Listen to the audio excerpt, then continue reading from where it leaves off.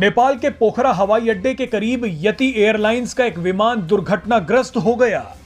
72 सीटों वाले इस विमान में 68 यात्री और चालक दल के 4 सदस्य सवार थे। इस विमान में 5 भारतीय नागरिक भी सवार थे। विमान में नेपाल के 53, रूस के 4, कोरिया के 2 और आयरलैंड, अर्जेंटीना, ऑस्ट्रेलिया और फ्रांस के एक यात्री भी सवार थे। पोखरा अंतरराष्ट्रीय हवाई अड्डे के एक अधिकारी ने बताया कि विमान को लैंड करने में सिर्फ 10 से 20 सेकंड ही बचे थे, लेकिन यह विमान दुर्घटना का शिकार हो गया। ताजा जानकारी के मुताबिक इस विमान हादसे में अब तक 68 लोगों की मौत हो चुकी है। आपको बता दें कि इस विमान को जिस पोखरा इंटरनेशनल एयरपोर्ट पर लैंड करना था, वो एयरपोर्ट हाल ही में चीन, भारत और नेपाल के बीच विवाद का कारण बन गया था। इस एयरपोर्ट का उद्घाटन 1 जनवरी के दिन प्रधानमंत्री पुष्प कमल दहल प्रचंड ने किया था और तभी से यह विवाद का कारण बन गया था। पोखरा एयरपोर्ट को चीन की मदद से तैयार किया गया था।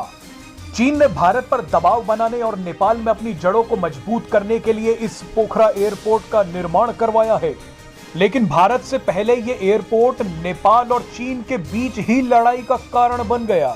उद्घाटन के बाद से ही नेपाल और चीन के बीच इस एयरपोर्ट को लेकर जुबानी जंग शुरू हो गई थी।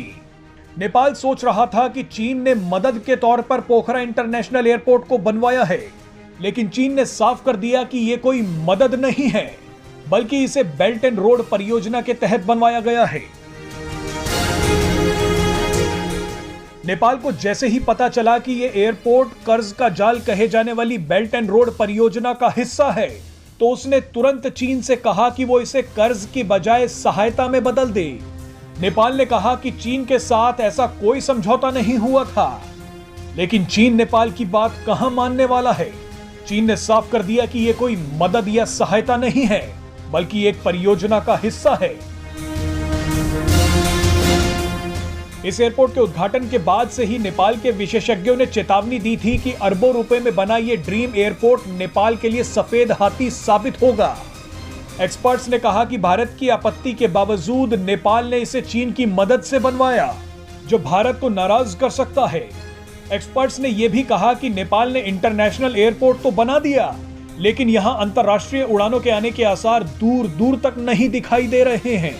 एक्सपर्ट्स ने बताया कि अगर पश्चिमी देशों ने चीन के बनाए इस प्रोजेक्ट का इस्तेमाल करने से मना कर दिया और अगर भारत ने भी चीन के इस प्रोजेक्ट का बायकॉट कर दिया, तो नेपाल पोखरा एयरपोर्ट को लेकर बुरी तरह से फंस जाएगा। आपको याद दिला दें कि भारत पहले ही नेपाल में चीन द्वारा बनाई गई बिजली नहीं खरीदता है। इसके अलावा भारत नेपाल के भैरवा एयरपोर्ट का इस्तेमाल भी नहीं करता है, क्योंकि वो एयरपोर्ट भी नेपाल ने चीन की मदद से बनवाया था। अब इसी एयरपोर्ट के